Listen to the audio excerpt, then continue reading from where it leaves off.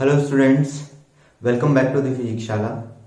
आज की वीडियो में हम बात करने वाले हैं मैग्नेटिज्म के बारे में। आज का लेक्चर 13.1 में मैं मैग्नेटिज्म से रिलेटेड सारी चीज़ें आपको बताऊंगा। इम्पोर्टेंट चैप्टर है एटीसी जेई के अकॉर्डिंग के सिलेबस के लिए, ठीक है। तो मैग्नेटिज्म वाले चैप्टर में हम क्या क्या पढ़ने वाले हैं, सबसे पहले तो मैं आपको वो सारी चीज़ें बता देता हूँ। हम पढ़ेंगे मैग्नेटिक फील्ड के बारे में, मैग्नेटिक फील्ड क्या होता है, मैग्नेटिक फील्ड लाइंस के बारे में मैं आपको बताऊंगा। देन उसके बारे में मैग्नेटिक फील्ड किन किन ऑब्जेक्ट्स की वजह से या किस किस तरीके से प्रोड्यूस किया जा सकता है, अलग अलग टाइप के ऑब्जेक्ट्स के वजह से मैग्नेटिक फील्ड क्या होता है वो हम बात करेंगे। मैग्नेटिक फील्ड में अगर कोई करंट कैरिंग वायर है या कोई करंट कैरिंग एलिमेंट है, मूविंग चार्ज पार्टिकल है, उस पर लगने वाले मैग्नेटिक फोर्स के बारे में बात करेंगे, टॉर्क के बारे में बात करेंगे और मैग्नेटिक बार मैग्नेट वगैरह, परमानेंट मैग्नेट, उनसे रिलेटेड चीज़ों के बारे में हम थोड़ा सा डिस्कशन करेंगे। तो चलिए फिर शुरू करते हैं। अब देखिए, जैसे कि हमें इलेक्ट्रोस्टैटिक्स में पता था कि इलेक्ट्रोस्टैटिक्स में हमने इलेक्ट्रिक फील्ड के बारे में पढ़ा था। इलेक्ट्रिक फील्ड से बेसिकली मीनिंग क्या होता है कि कोई भी चार्ज पार्टिकल अगर रेस्ट पर है, जैसे कोई भी चार्ज पार्टिकल है Q, अगर ये रेस्ट पर है तो इसके चारों तरफ एक फील्ड जनरेट हो जाता है जिसमें कोई भी दूसरा चार्ज अगर आता है, चार्ज पार्टिकल आता है, तो उसको फोर्स का फील होता है, वो फोर्स एक्सपीरियंस करता है।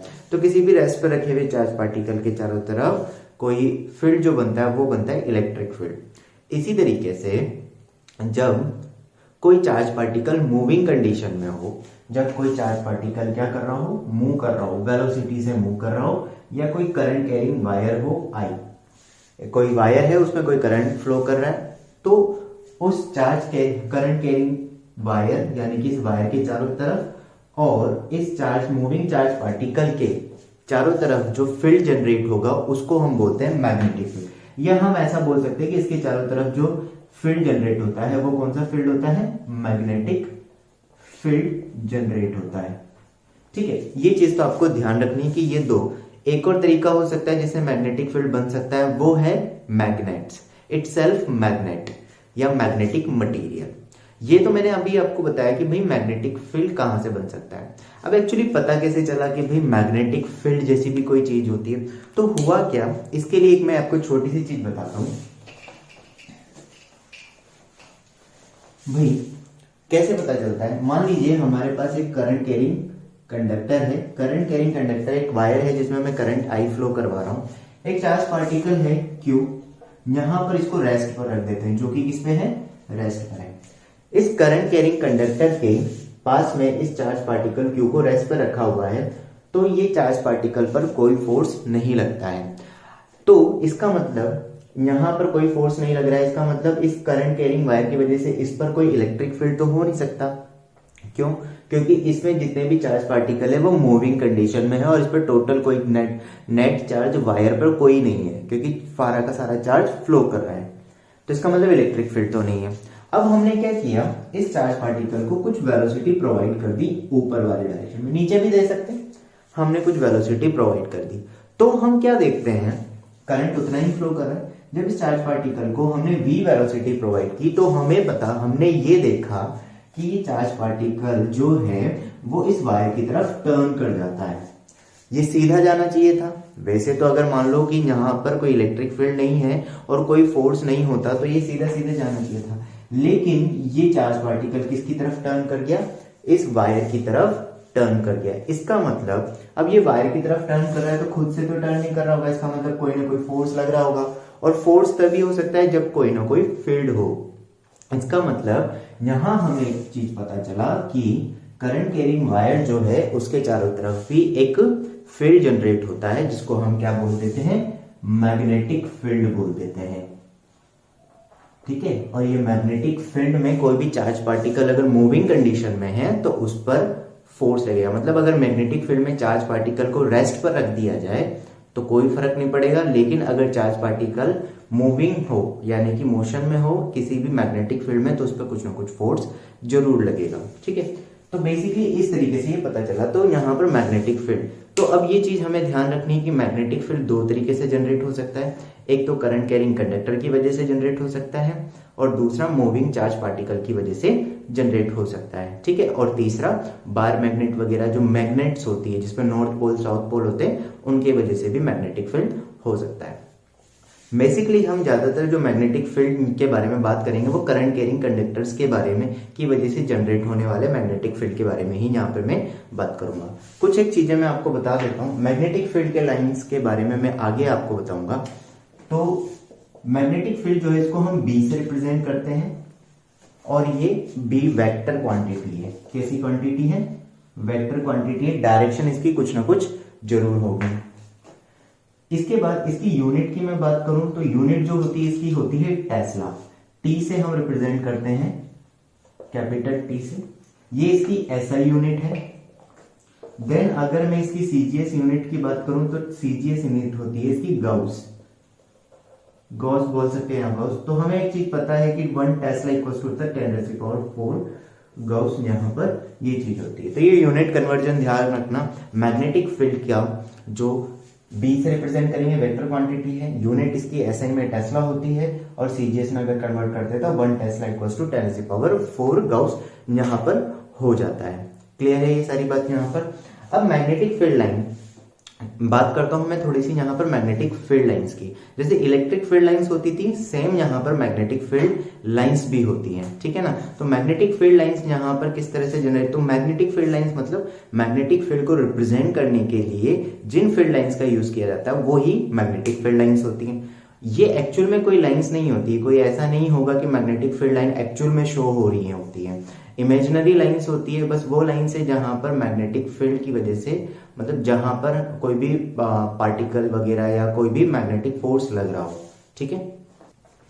तो फ्रेंड्स मैग्नेटिक फील्ड लाइंस के बारे में अगर मैं बताऊं यहाँ पर तो बार मैग्नेट मैंने यूज की है। बार मैग्नेट का मतलब ऐसी मैग्नेट इस तरह से बार की फॉर्म में एक मैग्नेट होती है जिसका एक पोल, एक एंड को नॉर्थ पोल बोलते हैं और दूसरे एंड को साउथ पोल बोलते हैं। North pole south pole and किसी भी बार मैग्नेट या किसी भी मैग्नेट में वो 2 पॉइंट्स होते हैं जहां पर मैग्नेटिक फील्ड की स्ट्रेंथ सबसे ज्यादा होती है। इस चीज को मैं जब मैं बार मैग्नेट के बारे में बताऊंगा तब इस टाइम में डिटेल में बताऊंगा। अभी सिर्फ हम मैग्नेटिक फील्ड के बारे में बात कर रहे हैं। तो किसी भी बार मैग्नेट में मैग्नेटिक फील्ड जो लाइंस होती है वो मैग्नेटिक फील्ड लाइंस हमेशा क्लोज लूप की फॉर्म में ही रहेगी। तो बार मैग्नेट में magnetic field lines north pole से निकलकर साउथ पोल में एंटर करती है और अंदर साउथ पोल से नॉर्थ पोल जाती है। ये 2 चीजें जो मैंने लिखी हुई ये हमेशा याद रखना। नॉर्थ पोल से निकलेगी और साउथ पोल पर एंटर करेगी और इनसाइड साउथ पोल से नॉर्थ पोल जाएगी। जहां पर भी number of lines near the poles are maximum, जहां पर भी नंबर पोल्स के पास में जो नंबर डेंसिटी होगी फील्ड लाइंस की, मैग्नेटिक फील्ड लाइंस की, वहां पर जहां मैग्नेटिक फील्ड की स्ट्रेंथ सबसे ज्यादा होगी। या आप ऐसा भी बोल सकते हैं कि किसी एरिया में अगर मैग्नेटिक फील्ड की स्ट्रेंथ ज्यादा है इसका मतलब वहां पर मैग्नेटिक फील्ड लाइंस का नंबर ज्यादा है। जैसे अगर इस तरह से दिया हुआ है काफी क्लोज इतने से एरिया में और एक इस एरिया में सिर्फ इतनी सी लाइन दी हुई है, तो सेम एरिया में अगर नंबर ऑफ फील्ड लाइंस ज्यादा है तो इसका मतलब यहाँ बी की वैल्यू ज्यादा होगी और यहाँ बी की वैल्यू कम होगी, लो होगी, ठीक है। तो यहाँ पर हम डेंसिटी से मतलब यही होता है। अब आगे हम बात करें तो मैग्नेटिक फील्ड लाइंस हमेशा क्लोज लूप की फॉर्म में होगी। ऐसा नहीं होगा कि ये किसी एक पॉइंट से स्टार्ट होकर किसी एक पॉइंट पर टर्मिनेट हो जाती है, ऐसा नहीं होता है। ये इलेक्ट्रिक फील्ड लाइंस एक पॉइंट से शुरू होकर दूसरे पॉइंट पर खत्म हो जाती है, पॉजिटिव से शुरू होती है और नेगेटिव पे खत्म हो जाती है, जबकि ऐसा नहीं होता है। ये क्लोज लूप की फॉर्म में रहती है और ये कभी एक दूसरे को इंटरसेक्ट भी नहीं करेगी। सेम रीजन है जो इलेक्ट्रिक फील्ड का होता था। तीसरा नॉन कंजर्वेटिव होती है। जो भी फील्ड लाइन क्लोज लूप की फॉर्म में होगी, ये चीज हमेशा ध्यान रखना, चाहे इलेक्ट्रिक फील्ड में हो या इलेक्ट्रिक फील्ड लाइंस भी कई बार क्लोज लूप बनाती है। वो एक स्पेशल केस है जो हम इलेक्ट्रोमैग्नेटिक इंडक्शन में देखेंगे। तो मैग्नेटिक फील्ड लाइन जो होती है वो नॉन कंजर्वेटिव होती है। इनसाइड यूनिफॉर्म होगी बार मैग्नेट की। अगर इस तरीके से पैरेलल फॉर्म में लाइंस बनाई गई हैं तो ये एक यूनिफॉर्म मैग्नेटिक फील्ड को शो करता है। लेकिन अगर इसके अलावा किसी और तरीके से मैग्नेटिक फील्ड लाइंस को शो किया गया है तो वो non uniform magnetic field lines को रिप्रेजेंट करता है। अब अलग अलग तरीके से अलग अलग एलिमेंट की वजह से, जैसे वायर हो गया, रिंग हो गया, इनकी वजह से मैग्नेटिक फील्ड की शेप जो होती है वो अलग अलग हो सकती है, ठीक है ना। लेकिन अगर करंट कैरिंग है तो उसकी वजह से मैग्नेटिक फील्ड किसी ना किसी पॉइंट पर जरूर निकल कर आएगा। वो हम डिपेंड करेगा, तो उसको हम आगे के बारे में बात करेंगे। इसके आई होप आपको ये चीजें समझ में आ गई होगी। नेक्स्ट मैं लेने वाला हूं अब बायो-सैवर्ट लॉ कि किसी करंट कैरिंग कंडक्टर अगर दे दिया जाए तो उसकी वजह से किसी पॉइंट पर मैग्नेटिक फील्ड कितना आ जाता है। देखिए दोस्तों, बायो-सैवर्ट लॉ से हमें क्या पता चलता है, हमें ये तो पता लग गया कि कोई करंट कैरिंग वायर दिया हुआ है तो उसकी वजह से उसके आसपास वाले पॉइंट्स पर मैग्नेटिक फील्ड जनरेट होगा, ये हमें क्लियर है एकदम, ठीक है। अब बायो-सैवर्ट लॉ से हमें ये पता चल जाता है कि मैग्नेटिक फील्ड एक्चुअल में उस करंट कैरिंग वायर की वजह से, करंट कैरिंग छोटे से एलिमेंट की वजह से भी कितना होगा। तो यहाँ पर हमने करंट कैरिंग एलिमेंट या वायर का एक छोटा सा पोर्शन दिया हुआ है। तो यहाँ पर मान लो एक वायर का छोटा सा पोर्शन है और इसकी लेंथ हम ले लेते हैं dl। बहुत बड़ा वायर भी है, उसकी वजह से मैं फॉर्मूला बताऊंगा अभी, लेकिन हम बेसिकली ये देख लेते हैं कि इस वायर में इस पोर्शन की वजह से मैग्नेटिक फील्ड ए पर हमें देखना है।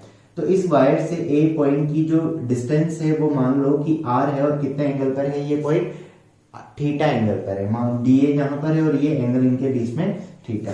r जो लेते हैं ये एक वेक्टर, जो हम अगर वेक्टर की टर्म्स में ले रहे हैं तो हमें ये r जो है यहाँ से लेकर यहाँ तक, मतलब ऐसे लेना है, इस तरह से नहीं कंसीडर, ये इनिशियल पॉइंट कंसीडर करना है, ये फाइनल पॉइंट कंसीडर करना है। तो यहाँ से लेकर यहाँ तक ये r पॉइंट, r वेक्टर की फॉर्म में। अगर डिस्टेंस दी गई तो कोई दिक्कत नहीं, अभी मैं न्यूमेरिकल कराऊंगा इस पर तो आपको और क्लियर हो जाएगा।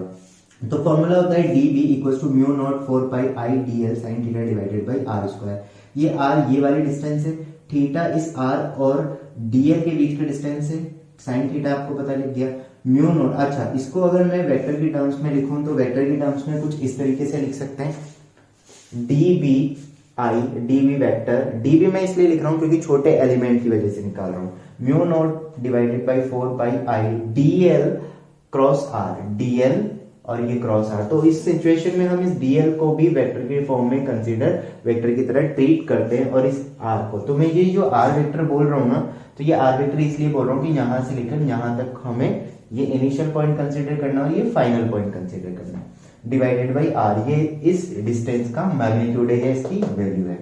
म्यू नॉट क्या है यहाँ पर, mu not basically permeability of vacuum है, जिसकी वैल्यू 4 पाई इंटू 10⁻⁷ होती है। यूनिट आपको पता है tesla into metre divided by ampere हो जाएगी।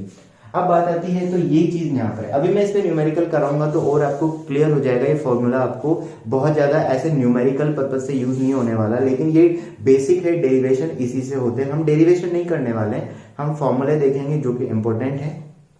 अब बात आती है डायरेक्शन, कि भाई कोई करंट कैरिंग वायर है तो उसकी वजह से किसी भी पॉइंट पर अगर हम मैग्नेटिक फील्ड लिख रहे हैं तो मैग्नेटिक फील्ड की वैल्यू तो समझ में आ जाएगी, लेकिन डायरेक्शन का क्या होगा, डायरेक्शन कैसे पता चलेगी। तो देखो, सबसे पहले सिंपल सी चीज है, अगर मान लो ये वायर है, इस वायर में मैग्नेटिक फील्ड, इस वायर में करंट फ्लो कर रहा है ऊपर की डायरेक्शन में इस तरीके से, तो आपको क्या करना है, राइट हैंड थंब रूल को यूज करना है। ये राइट हैंड थंब रूल ही है, राइट हैंड थंब रूल यहाँ पर हम यूज करेंगे। तो राइट हैंड थंब रूल के अकॉर्डिंग हमारा राइट हैंड जो है, राइट हैंड ही यूज होगा। राइट हैंड का थंब जो है वो करंट की डायरेक्शन में अगर हम रखते हैं और फिंगर्स को थोड़ा टर्न करते हैं, कर्ल करते हैं, तो जो फिंगर्स हैं वो मैग्नेटिक फील्ड को शो करेगी। कैसे शो करेगी, यहाँ पर करंट ऊपर जा रहा है, ऊपर वाली डायरेक्शन में कर्ल अगर मैं करता हूँ फिंगर, इसका मतलब ये जो टिप्स है मेरी फिंगर्स की, ये ऐसे चल रही है, मतलब इस तरह से जा रही है, इसका मतलब मैग्नेटिक फील्ड ऐसे होगा। मुझे ये तो पता है कि मैग्नेटिक फील्ड हमेशा क्लोज लूप पे होगा, मतलब ये इस तरह से चल रहा है, मतलब आप ऐसे समझो कि ये फिंगर ऐसे घुमाई, इसका मतलब मैग्नेटिक फील्ड में ऐसे घूम रहा होगा, इस तरह से चल रहा होगा। अगर करंट नीचे की डायरेक्शन में होता तो ये मैं ऐसे रखता और फिंगर्स को ऐसे घुमाता, इसका मतलब ये जो फिंगर्स है मेरी इधर से ऐसे चल रही है, इसका मतलब मैग्नेटिक फील्ड ऐसे घूम रहा है। आप ये देखो कि ये किसकी तरफ पॉइंट कर रही है, आप ये ऐसे पॉइंट कर, इसका मतलब ऐसे घूम रही होगी, ऐसा नहीं होगा सिर्फ इस डायरेक्शन में आके खत्म हो गई होगी, पूरा टर्न होगा, वो भी मैं अभी समझाऊंगा आपको कि पूरा टर्न होगा। अब आप ऐसे समझो, सेम सिचुएशन, वायर ऐसे दिख रहा है आपको, है ना, ऐसे वायर दिख रहा है, करंट ऐसे चल रहा है, राइट हैंड का ही यूज करना, ये पक्की बात है। ये करंट इसमें इस तरफ चल रहा है, आपकी तरफ आ रहा है, तो मैंने थंब को कहाँ रखा, करंट की डायरेक्शन में। अब फिंगर्स में घुमा रहा हूं तो देखो, इसका मतलब फिंगर्स इस तरफ आ रही है, इसका मतलब ये सर्कल ऐसे बन रहा होगा। मैं इसको अगर शो करूँ ना थोड़ा सा, तो इसको मैं ऐसे शो कर सकता हूँ, ये करंट है ना, ये करंट है यहाँ पर आई। अब ये आई और ये क्रॉस और डॉट से हम बताते हैं कि अगर ऐसे शो हो रहा हो तो करंट, अगर आई डॉट लगाए इसका मतलब बाहर की तरफ आ रहा है करंट, और क्रॉस लगाया मतलब अंदर की तरफ जा रहा है। तो यहाँ पर ये करंट इस तरह से, तो इसकी वजह से जो मैग्नेटिक फील्ड आ रहा था वो कैसा आ रहा था, इस तरह से घूमता हुआ। तो यहाँ पर मैग्नेटिक फील्ड अगर मैं बनाऊंगा तो ये इस तरह से बनेगा, ये बाहर की साइड बनेगा तो लूप की फॉर्म में, सर्कल की इस तरीके से यहाँ पर। अब आप समझना, यहाँ पर अगर ये वायर दिया हुआ है, ये मैंने बना दिया, ये वायर है, करंट इस तरह से जा रहा है। अगर इस पॉइंट पर आपसे पूछा जाए कि मैग्नेटिक फील्ड कितना होगा, तो आप क्या बोलोगे, इस पॉइंट पर ये फिंगर्स कैसे दिख रही है, इधर वाली डायरेक्शन में, तो मतलब इस पॉइंट पर तो मैग्नेटिक फील्ड यहां पर हो जाएगा। समझना कैसे, अगर मुझसे पूछा जाए कि इस पॉइंट पर मैग्नेटिक फील्ड है, हाँ है, तो इस पॉइंट, जस्ट इस पॉइंट पर मैग्नेटिक फील्ड कैसा होगा, तो आप यहाँ पर एक टेंजेंट बना दो तो ये मैग्नेटिक फील्ड शो करेगा इस ए पॉइंट पर। आपसे पूछा जाए इस पॉइंट पर मैग्नेटिक फील्ड, तो इस पॉइंट पर मैग्नेटिक फील्ड कैसा होगा, नीचे होगा, क्योंकि ये इस तरह से एरो ऐसे बना हुआ है। मैं ऊपर नहीं बनाऊंगा, मैं एरो की डायरेक्शन के अकॉर्डिंग बना रहा हूँ। आपसे पूछा जाए कि इस पॉइंट पर बताओ मैग्नेटिक फील्ड कैसा होगा, तो आप क्या करोगे, यहाँ एक टेंजेंट ड्रॉ कर दोगे तो ये एक मैग्नेटिक फील्ड को शो कर देगा इस जगह पर। बात क्लियर हो रही है आपको, ये पी पॉइंट ले लेते हैं अपन। तो इस तरीके से हम अलग अलग पॉइंट पर मैग्नेटिक फील्ड बता सकते हैं। मैग्नेटिक फील्ड लाइंस, वो पैटर्न पता लग गया तो किसी भी पॉइंट पर फिर टेंजेंट ड्रॉ करके डायरेक्शन पता लगाई जा सकती है, ठीक है ना। पैटर्न जो होगा वो हमें पता लग गया कि वायर की वजह से जो मैग्नेटिक फील्ड बनता है वो उसके चारों तरफ बढ़ता है सर्कुलर पैटर्न की फॉर्म में। मतलब अगर ऐसा दिया हुआ है, वायर ऐसा है, इसमें करंट ऐसे चल रहा है, तो इसके चारों तरफ जो मैग्नेटिक फील्ड शो बनेगा, मैग्नेटिक फील्ड जो बनेगा वो इस तरह से बनेगा। एक ये हो गया, एक ये इसके चारों, फिर इसके बाहर, ऐसा नहीं सिर्फ एक सर्कल बनेगा, कई सारे सर्कल्स बनेंगे। तो जो मैग्नेटिक फील्ड का पैटर्न होगा, एक वायर की वजह से, उसके चारों तरफ करंट कैरिंग वायर की वजह से उसके चारों तरफ जो मैग्नेटिक फील्ड का पैटर्न होगा वो कॉन्सेंट्रिक सर्कल्स की फॉर्म में होगा, ठीक है। कॉन्सेंट्रिक सर्कल्स की फॉर्म में बन रहा होगा फिर, और अलग अलग पॉइंट पर फील्ड की डायरेक्शन अलग अलग हो जाएगी। इस पॉइंट पर देखोगे, इस पॉइंट पर देखोगे तो इधर आएगा, इस पॉइंट पर देखोगे तो इधर आएगा। कैसे, ये ऐसे घुमा रहे हो ना आप, सर्कल ऐसे घूम रहा है, तो इस पॉइंट पर अगर टेंजेंट बनाओगे तो इस तरफ, इस पॉइंट पर टेंजेंट बनाओगे तो इस तरफ, जैसे वेलोसिटी वाली डायरेक्शन बनाते हैं ना, सेम उसी तरीके से, ठीक। तो ये यहाँ पर तो मैं समझ लो कि मैग्नेटिक फील्ड जैसे ऐसे, तो ये रोटेशन अगर ऐसे हो रहा है तो वेलोसिटी की डायरेक्शन जैसे बन रही है वैसे मैग्नेटिक फील्ड की डायरेक्शन बन जाएगी। तो ये यहाँ पर राइट हैंड थंब रूल का हम यूज करेंगे और मैग्नेटिक फील्ड यहाँ पर कैलकुलेट कर लेंगे, डायरेक्शन उसकी निकाल देंगे।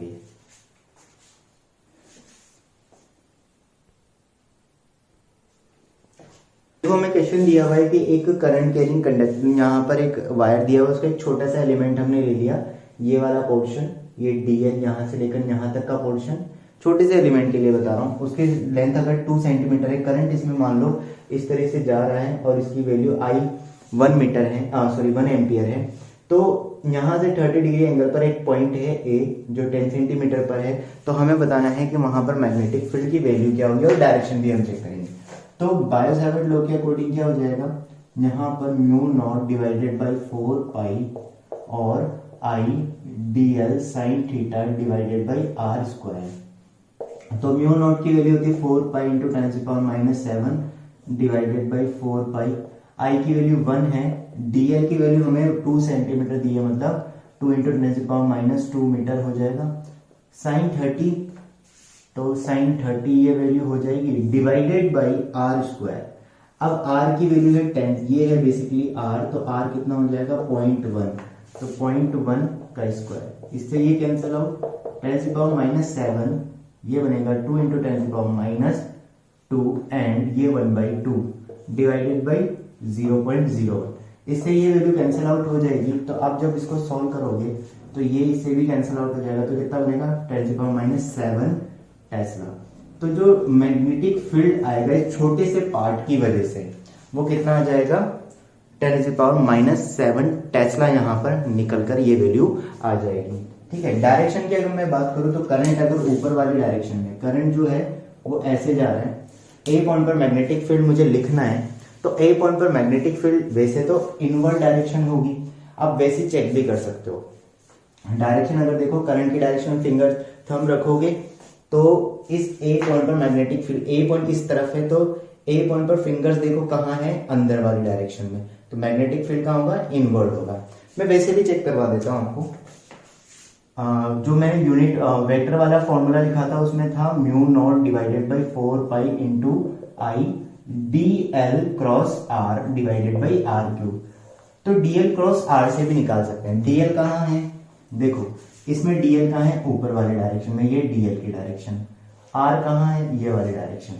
तो डीएल क्रॉस आर करो आप, इससे डीएल क्रॉस आर से, तो डीएल से आर के डायरेक्शन में फिंगर्स टर्न करोगे तो थंब जो आएगा वो मैग्नेटिक फील्ड को रिप्रेजेंट करेगा। क्रॉस प्रोडक्ट से क्रॉस प्रोडक्ट से डायरेक्शन निकालने का, क्रॉस प्रोडक्ट से जो रिजल्ट आता है उससे डायरेक्ट, देखो मैं ऐसे क्यों कर रहा हूं, क्योंकि डीएल क्रॉस आर से मैग्नेटिक फील्ड की डायरेक्शन निकल सकती है क्रॉस प्रोडक्ट से। तो DL cross R, magnetic field कहाँ आ रहा है, इनवर्ड डायरेक्शन में। तो इसका मतलब इससे भी वही रिजल्ट निकल कर आ रहा है जो हमने राइट हैंड थंब रूल से निकाला था। करेक्ट है। चलो देखिए भाई, नए अगला क्वेश्चन जो है उसमें मैंने यहां पर क्या किया है कि एक करंट कैरिंग वायर है जो कि वाई एक्सिस के अलोंग है। इसमें एक छोटा सा एलिमेंट लिया है मैंने, जिसकी लेंथ आपको, ये जो यहां से यहां तक का एलिमेंट मैंने कंसीडर किया हुआ है, मैं थोड़ा सा इसको हाईलाइट कर देता हूँ। ये एक एलिमेंट लिया हुआ है, इस एलिमेंट की जो लेंथ है, लेट अस से इस एलिमेंट की जो लेंथ है वो है 2 सेंटीमीटर। डीएल जो है यहाँ पर है 2 सेंटीमीटर। अब हमें क्या करना है कि जो इस छोटे से एलिमेंट की वजह से इस ए पॉइंट पर मैग्नेटिक फील्ड चेक करना है। अब यहां से इस छोटे से पॉइंट की वजह से जो मैग्नेटिक फील्ड है वो मुझे चेक करना है। तो मुझे क्या करना होगा, इस पॉइंट और इस पॉइंट के बीच की एक तो डिस्टेंस मुझे दी भी नहीं है, वो मुझे पता करनी पड़ेगी। इसके कोऑर्डिनेट दिए हुए, तो ओ ए के बीच के डिस्टेंस आर है वो मैं पता कर सकता हूँ, ठीक है ना। बी मुझे पता लगाना है, म्यू नॉट 4 पाई, तो आई मुझे पता है, डीएल मुझे पता है, आर मुझे पता करना है। अब जो सिंपल सा मैं जो फॉर्मूला लगाऊंगा तो मैं ऐसे लिख सकता हूँ, D B equals to mu naught divided by 4 pi I DL sine theta divided by R square. I DL theta भी मुझे ये मैं आसानी से पता लग सकता हूँ इस क्वेश्चन में, ठीक है, क्योंकि मुझे वाई और एक्स वाली एक्सिस दी हुई है। लेकिन मैं यहाँ पर ये क्वेश्चन आपको वेक्टर वाली फॉर्म में करके बताऊंगा, क्योंकि कई बार हो सकता है कि आपको उसकी जरूरत पड़ जाए। तो कैसे करेंगे, तो देखो यहाँ पर मुझे सबसे पहले डिसाइड करना है कि डीएल क्या लूं मैं, डीएल वेक्टर। तो डीएल वेक्टर के लिए सबसे पहले तो आपका उसको मैग्नीट्यूड, तो इस एलिमेंट का मैग्नीट्यूड कितना है, 2 सेंटीमीटर। तो इसका मतलब 0.02 सेंटीमीटर। तो ये मीटर में कन्वर्ट कर लिया मैंने एसआई यूनिट में। अब डीएल कौन सी डायरेक्शन में, वाई डायरेक्शन में, तो ये कितना हो जाएगा, जे कैप। सिंपल सी बात, ये जे कैप हमारे पास आ गया। अब बात आती है आर वेक्टर की।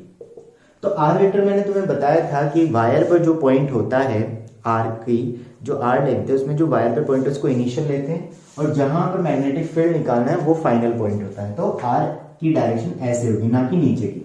समझ में आ गई बात। अब जब ऐसे लिखते हैं तो ये एक तरह से डिस्प्लेसमेंट की तरह काम कर रहा है। ये इंपॉर्टेंट चीज है, ये इनिशियल पोजीशन है और ये फाइनल पोजीशन है, तो ये डिस्प्लेसमेंट की तरह काम कर रहा है। तो आप इसको कैसे लिख सकते हो, मैं वेक्टर की फॉर्म में लिखना सिखा रहा हूं, ध्यान से समझना। कोई भी पोजीशन है, कोऑर्डिनेट दिए में, अगर इसको आपको वेक्टर के टर्म्स में लिखना है तो आपको इसको कोऑर्डिनेट पता है, तो मैं इसको वेक्टर की फॉर्म में आसानी से लिख सकता हूँ। ये एक्स वाला कोऑर्डिनेट इसके साथ लिख दो 4i कैप, और जो वाई वाला है उसके साथ जे कैप लगा दो। माइनस है तो -3j कैप आ जाता है। इसी तरह से यहाँ पर तो 0,0 हो जाएगा, तो 0i कैप 0j कैप। जब आप इसको सॉल्व करके लिखोगे तो फाइनल, तो 4i cap plus 3j cap -0, तो बेसिकली कितना हो जाएगा, 4i cap plus 3j cap, ये हो जाएगा ये वेक्टर, जो ये आर वेक्टर हो गया।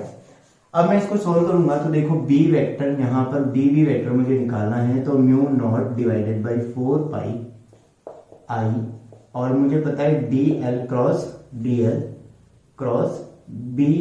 सॉरी आर मुझे यहाँ पर करना पड़ेगा आर क्यूब। तो म्यू नॉट 4 पाई, इसकी वैल्यू अगर लिखोगे तो -7 हो जाएगा। क्यों, डायरेक्ट मैंने लिखी है, तुम चेक करना। आई की वैल्यू कितनी है, 10 मिली एम्पियर, मतलब 10 × 10⁻³ अब बात आती है डीएल क्रॉस आर की। तो डीएल यहां पर है बेसिकली 0.02 जे कैप क्रॉस और आर, तो ये हो जाएगा 4i cap plus 3j cap, ये यहां पर हो जाएगा डिवाइडेड बाई आर क्यूब। तो आर क्यूब जो होगा, अब आर क्यूब बेसिकली ये जो वेक्टर है इसका मैग्नीट्यूड निकाल लेते हैं। तो आर का मैग्नीट्यूड कितना निकलने वाला है, 5 आ जाएगा। कैसे निकालेंगे, √4 का स्क्वायर प्लस 3 का स्क्वायर इक्वल्स टू 5। तो ये बन जाएगा 5 का क्यूब। अब इसको सॉल्व कैसे करोगे, अब जब इसको देखोगे तो आगे तो बन गया 10⁻⁹। अब ये कैसे सॉल्व करते हैं इसको, या तो आप क्रॉस प्रोडक्ट वो मैट्रिक्स वाला मेथड फॉलो करो, लेकिन अगर एक ही है, मतलब अगर इस तरह से एक ही जे के पी इसको कहे तो मैं डायरेक्ट कर सकता हूँ। तो अब कैसे देखो, ऐसे इस तरह से बना लो, ये आई जे के। अब समझना 0.02 जब जे केप को आई केप के साथ मल्टीप्लाई करेंगे तो वैसे आई केप को अगर जे केप के साथ क्रॉस प्रोडक्ट करते हैं तो के केप आता है, के को आई के, मतलब सेम ये जो मैंने ये ऑर्डर बनाया हुआ है एंटी क्लॉकवाइज, इस ऑर्डर में अगर मल्टीप्लिकेशन क्रॉस प्रोडक्ट हो रहा है तो नेक्स्ट आ जाएगा। जैसे आई कैप के साथ आई क्रॉस जे हो रहा है तो के कैप आ जाएगा, के क्रॉस आई हो रहा है तो जे आ जाएगा। लेकिन अगर किसी ने जे क्रॉस आई किया, मतलब जे पहले लिख के जे क्रॉस आई किया, इसका मतलब माइनस के कैप आएगा। तो यहां पर जब इसको सॉल्व करोगे आप तो ये वैल्यू आ जाएगी माइनस का ए। इसके बाद जे केप को जे केप के साथ सॉल्व करोगे तो ये 0 हो जाएगा। तो ओवरऑल अगर मैं देखूं तो ये बन जाएगा माइनस का 8 इंटू 10⁻11 के केप, मतलब कि 0.8 इंटू 10⁻10 के केप। तो ये हमारे पास मैग्नेटिक फील्ड की डायरेक्शन आ गई, मैग्नीट्यूड भी। अब डायरेक्शन माइनस के केप आ रहा है तो ऑब्वियस सी बात है अंदर की तरफ आना चाहिए। तुम खुद देखो, करंट अगर ऐसे जा रहा है, करंट ऐसे है, तो यहां पर हम अगर रखोगे तो इस पॉइंट पर अंदर ही आना चाहिए, माइनस के केप वाली डायरेक्शन, माइनस जेड वाली डायरेक्शन, माइनस जेड वाली डायरेक्शन में आ रहा है, तो ये इसका आंसर हो जाएगा।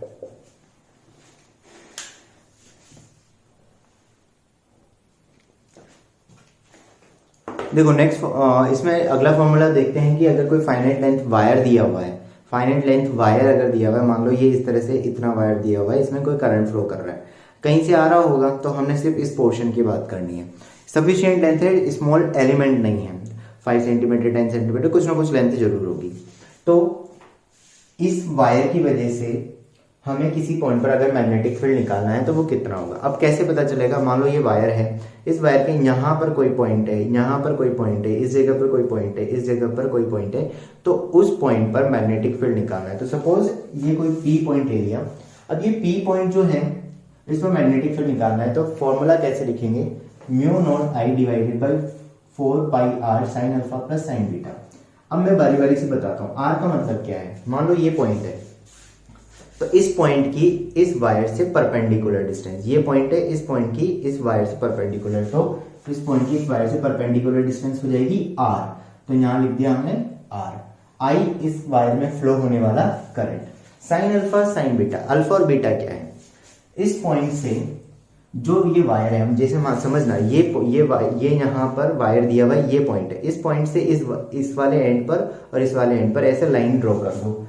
तो हॉरिजॉन्टल के साथ जो एंगल बनता है, एक एंड के साथ जो एंगल होगा वो अल्फा होगा, दूसरे एंड के साथ जो एंगल होगा वो बीटा होगा। अब ये ध्यान रखना कि इसमें डायरेक्शन कैसे रहती है, कि जो अल्फा और बीटा जो हमने कंसिडर किया है, ये जो पॉइंट होगा ये इस वायर के अंदर ही कहीं है। अंदर होने का मतलब है कि इसकी रेंज में है।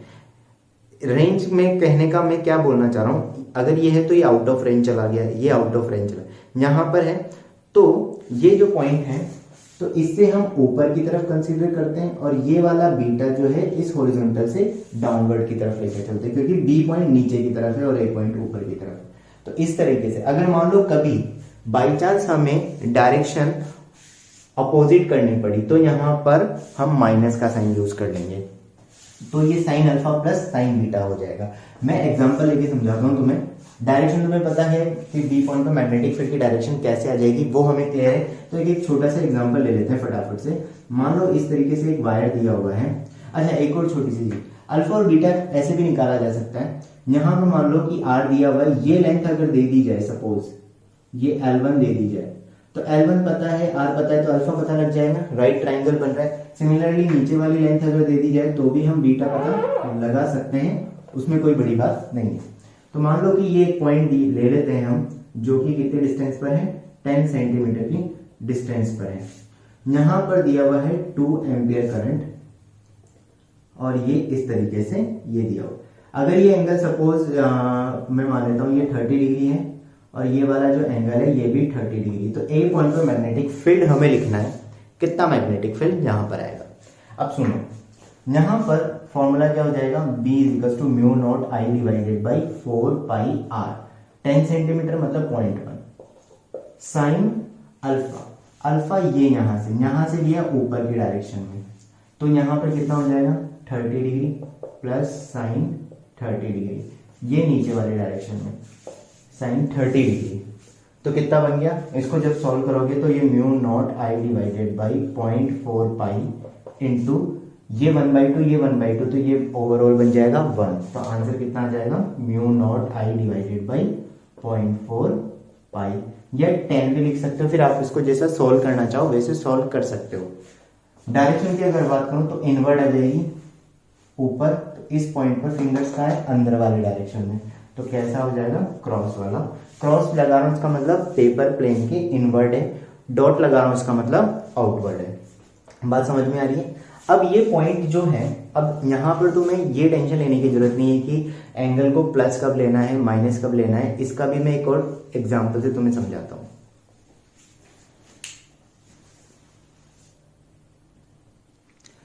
देखो यहाँ पर अभी क्वेश्चन लिया है मैंने, फाइनाइट लेंथ वायर का, ये एक वायर है जिसकी जो ए से बी के बीच में है इसकी लेंथ, करंट इसमें आई है, करंट की वैल्यू I1 एम्पियर दी हुई है। अब मुझे P पॉइंट पर मैग्नेटिक फील्ड निकला। अब देखो ये P पॉइंट जो है वो AB वाली, AB जहां पर AB है ना उसके सामने नहीं है, उससे थोड़ा सा नीचे है, तो मैग्नेटिक फील्ड जब लेंगे तो फॉर्मूला यही लगेगा, लेकिन एंगल्स का थोड़ा सा ध्यान रखना है। कैसे ध्यान रखना है, इस तरह से देखना, जब A के लिए इस पॉइंट से जब आप A पर एंगल ड्रॉ करोगे तो एक लाइन ये जाएगी और एक लाइन ये इस तरीके से जाएगी, दोनों पे लाइन ड्रॉ कर दी, तो A के लिए, A तो वैसे भी ऊपर है तो यहां से एंगल आ जाएगा अल्फा, लेकिन हमें एक चीज पता होनी चाहिए कि हमने जो बीटा लेना है वो डाउनवर्ड डायरेक्शन में, A यहाँ पर देखो कैसे, अल्फा कैसे है ऊपर की तरफ, और बीटा को काउंट करते हैं हम नीचे की तरफ, तो यहाँ पर तो B ऊपर रह गया, तो इस इक्वेशन में एंगल यही ले लो, बीटा ही ले लो। मान लो ये यहाँ से यहाँ तक का एंगल आ गया अल्फा, ये सपोज लेटेस्ट से 60 डिग्री है, और ये यहाँ से यहाँ तक का है 30 डिग्री। अब आपको करना क्या है, कुछ नहीं करना ज्यादा, ये जो P पॉइंट है ये नीचे आ गया, ठीक है, तो A के लिए तो सेम 30 डिग्री ले 60 डिग्री ले लो, लेकिन B से नीचे है ना, B की तरफ नीचे है, तो B वाले एंगल को 30 डिग्री ले लो, ठीक है। अगर मान लो ये इसकी जगह ऐसे होता, ये B है और ये A है, अगर ये P पॉइंट यहां पर होता इस तरीके से, ये यहां पर, तो एक ये और एक ये इस तरह, तो फिर मैं क्या करता, ये वाला ये P पॉइंट किसकी तरफ ऊपर चला गया, मतलब बाहर किस तरफ से वायर से बाहर गया है, A पॉइंट की, तो ये वाला अगर एंगल 30 है, ये 60 है, तो फिर मैं इस वाले एंगल को क्या कंसीडर करता, नेगेटिव कंसीडर करता। आई होप आपको क्लियर हुई होगी बात मैं जो बोलना चाह रहा हूं। अब तो फॉर्मूला क्या बन जाएगा, mu naught I divided by 4 pi R 0.1 और साइन, अब ये ऊपर वाला है इसके लिए तो 60 डिग्री आएगा, प्लस साइन माइनस 30 डिग्री, बस ये लगा दो, सॉल्व करोगे तो ये mu naught I divided by mu 4 pi, और ये साइन √3/2 और ये -1/2 आए। इसको सॉल्व करना, मुझे आंसर बताना कितना निकल कर आए। आई गेस आपको क्लियर होगी ये चीज के कैसे मैं निकाल रहा हूं।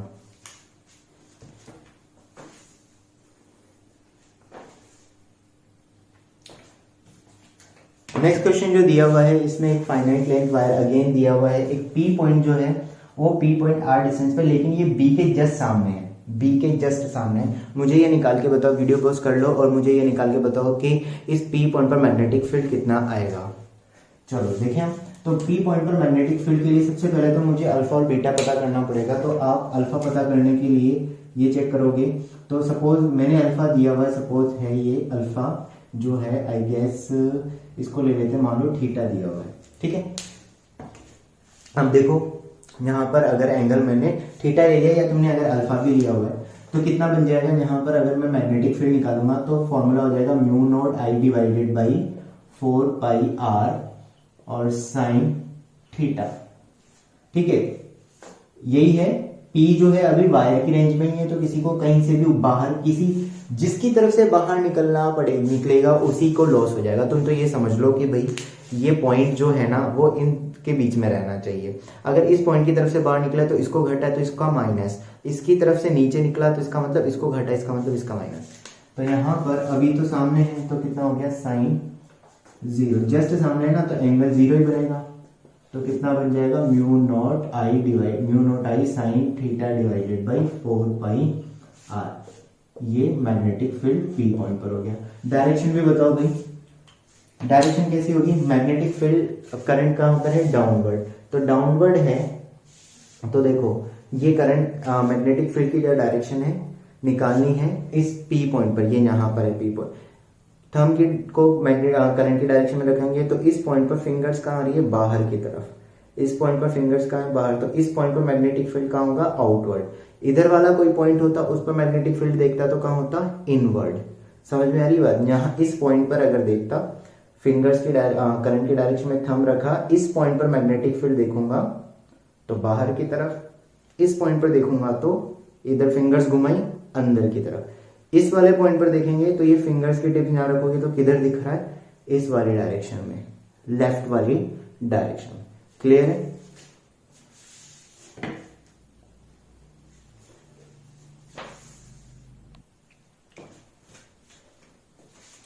देखो भाई यहाँ पर magnetic field due to infinity length wire की वजह से हम निकालेंगे।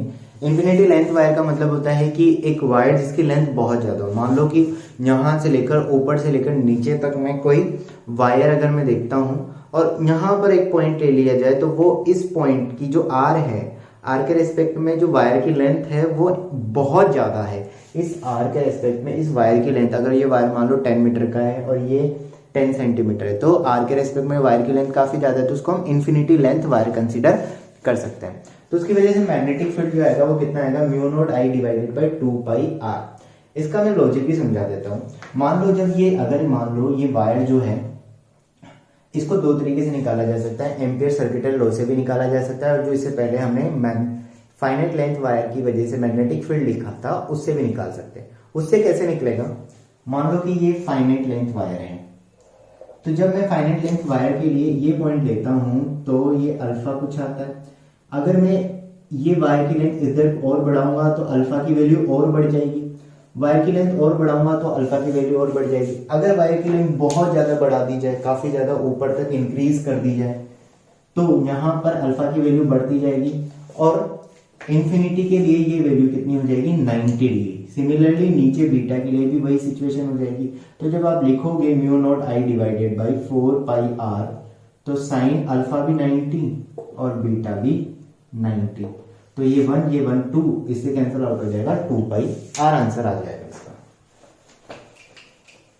ठीक है, तो ये चीज ध्यान रखना, इंपॉर्टेंट फॉर्मूला है mu naught I divided by 2 pi are.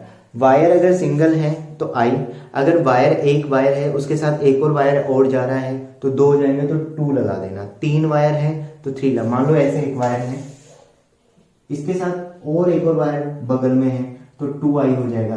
n wire है तो ni हो जाएगा। जब भी कहीं पर कई सारे वायर कंबाइन हो रहे हो तो जितने वायर्स होंगे उतनी बार हम n से उतना मल्टीप्लाई कर देंगे। n वायर है तो n से मल्टीप्लाई कर दो।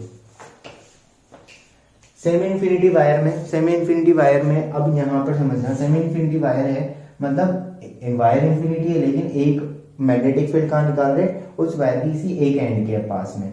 तो इस एंड के सामने अगर जब मैग्नेटिक फील्ड लिखूंगा तो कैसे आ जाएगा? ये यहाँ पर ऊपर वाला एंड तो होगा जिसके लिए अल्फा हो जाएगा 90 डिग्री और सामने जस्ट सामने अगर वायर के एंड के जस्ट सामने अगर पॉइंट लिया है तो उसके लिए बीटा जो एंगल होता है वो 0 हो जाता है। तो जब आप सॉल्व करोगे तो साइन अल्फा तो हो जाएगा साइन 90 प्लस साइन बीटा की जगह 0 तो साइन 0, तो वो वैल्यू निकल कर ये आ जाएगी। इंपॉर्टेंट चीज है, ध्यान रखना। मुझे एक और चीज, अब एक और चीज फटाफट से देख लो। अगर मान लो ये सेमी इंफिनिटी वायर है, यहां पर कोई पॉइंट आ जाता है ये इस तरह से आर, ये कोई पॉइंट, तो ऊपर वाला एंड तो कहां पर जाएगा? तो इस सिचुएशन में अल्फा तो हो जाएगा 90 डिग्री, लेकिन इस सिचुएशन में जो बीटा होगा वो ना तो 90 होगा ना 0 होगा। तो यहां पर जो फॉर्मूला बनेगा ना वो बनेगा म्यू नॉट आई।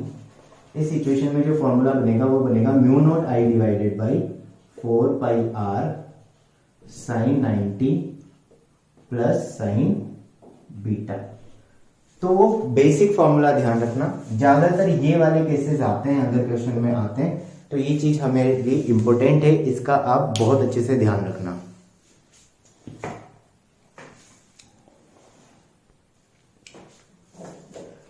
देखो यहाँ पर 2 क्वेश्चन दिए हुए, ये फाइनल इंफिनिटी लेंथ वायर है, इसकी जो लेंथ है इंफिनिटी लेंथ वायर, इसमें करंट 2 एम्पियर है, इससे 20 सेंटीमीटर पर एक पॉइंट दिया हुआ है, उस पर मैग्नेटिक फील्ड लिखना है। तो सिंपल सी चीजें लिख देते हैं, mu naught I divided by 2 pi are.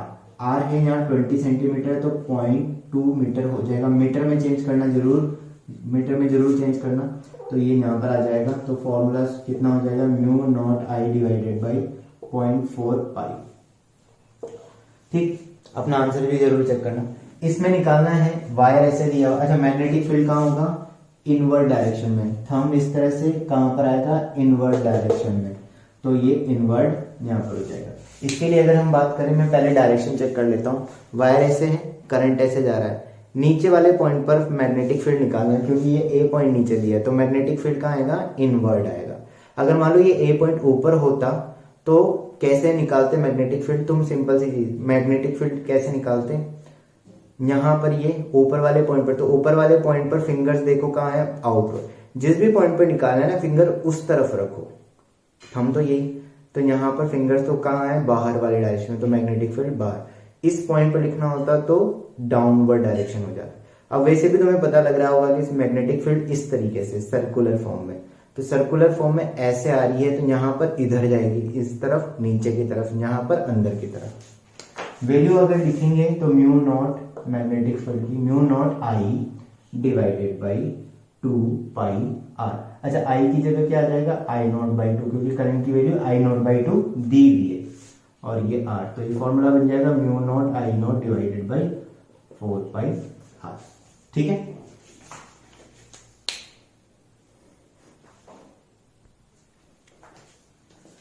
देखिए दोस्तों, हम यहाँ पर हम मैग्नेटिक फील्ड निकाल रहे हैं, हमें 2 इंफिनिटी वायर दिए, अभी तक हमारे पास सिर्फ एक सिंगल इंफिनिटी वायर था, 2 इंफिनिटी वायर की वजह से मैग्नेटिक फील्ड कैसे निकलेगा, तो हम क्या करेंगे, 2 इंफिनिटी वायर लेंगे, सिंपल सा है, बारी बारी से हर एक वायर की वजह से इंडिविजुअल मैग्नेटिक फील्ड लिखेंगे, ध्यान से समझना।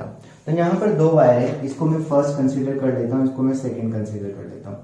इस वायर की वजह से भी मैग्नेटिक फील्ड देखेंगे। अब सबसे पहले हम ए पॉइंट पर मैग्नेटिक फील्ड देखते हैं, तो एट ए मुझे मैग्नेटिक फील्ड चेक करना है, ठीक है। तो अब ए पॉइंट पर जो मैग्नेटिक फील्ड आएगा, तो वो किस किस की वजह से आएगा, फर्स्ट वाले वायर की वजह से भी आएगा और सेकंड वायर की वजह से भी आएगा। अब यहाँ पर दोनों की वजह से जो मैग्नेटिक फील्ड होगा, सबसे पहले तो हमें उनकी डायरेक्शन चेक करनी होगी कि दोनों वायर की वजह से उस पॉइंट पर मैग्नेटिक फील्ड की डायरेक्शन क्या आ रही है।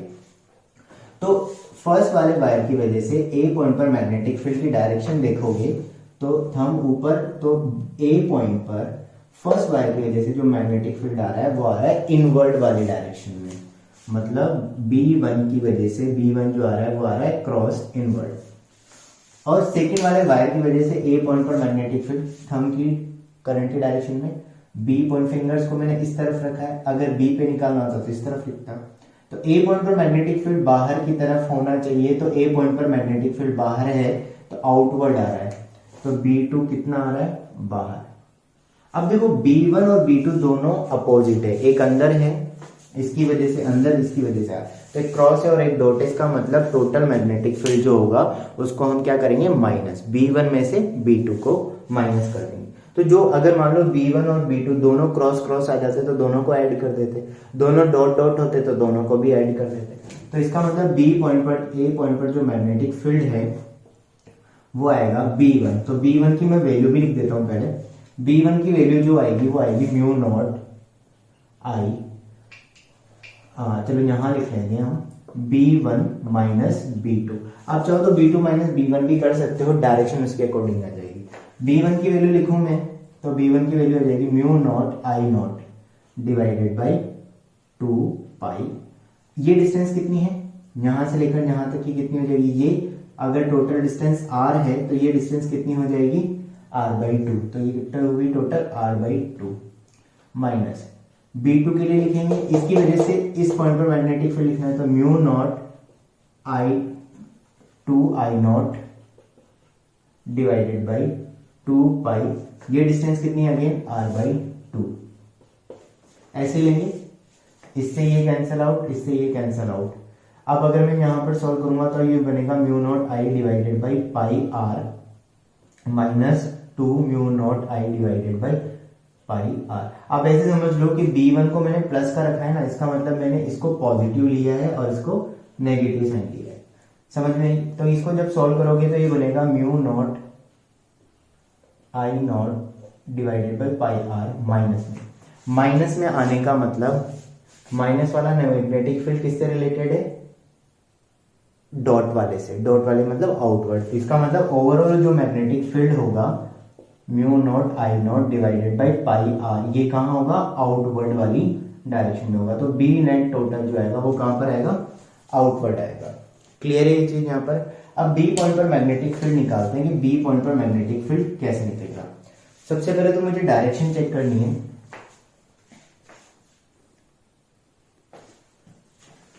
सबसे पहले तो मैं डायरेक्शन चेक करता हूं एट बी।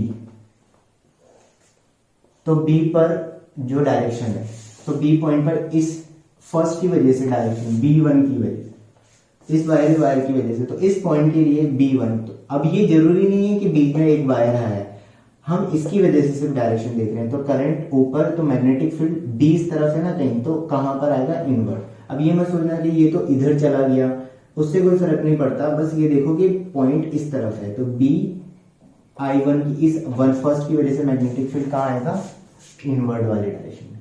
और B2 इसकी वजह से मैग्नेटिक फील्ड B पर भी कहां आ रहा है? इनवर्ड आ रहा है। इसका मतलब कितना हो जाएगा? क्रॉस आ जाएगा। क्रॉस आ गया, इसका मतलब दोनों ऐड हो जाएंगे। दोनों की वैल्यू आप लिख लोगे, B1 की वैल्यू लिखोगे तो कितनी बनेगी? Mu naught I divided by mu naught I naught divided by 2 pi R. R कितना हो जाएगा? यहां से ये डिस्टेंस आर है, ये डिस्टेंस आर है, तो टोटल कितना हो गया? 2r। इसी तरीके से B2 लिखोगे तो mu naught 2i naught divided by 2 pi R, ये डिस्टेंस कितनी है? r। अब इसको सॉल्व कर लेना, सॉल्व करोगे तो तुम्हारे पास आंसर आ जाएगा। क्या करेंगे? इन दोनों को ऐड कर देंगे, b1 प्लस b2। इसको सॉल्व करना, मुझे बताना कि ये इससे कितने टाइम्स आया है, जो इस वाले ए पॉइंट से कितने टाइम्स आया है। आई गेस आपको ये चीज समझ में आई होगी। इसी तरीके से और भी क्वेश्चन हम लेंगे, है ना, वो मैं नेक्स्ट क्लास में आपको करवाऊंगा। इसको अच्छे से रिवाइज कर लेना, इस क्लास को जो भी है स्क्रीनशॉट ले लेना, जो बीच बीच में पॉइंट्स आ रहे हैं अच्छे से रिवाइज करना। तो मिलते हैं फिर अगली क्लास में।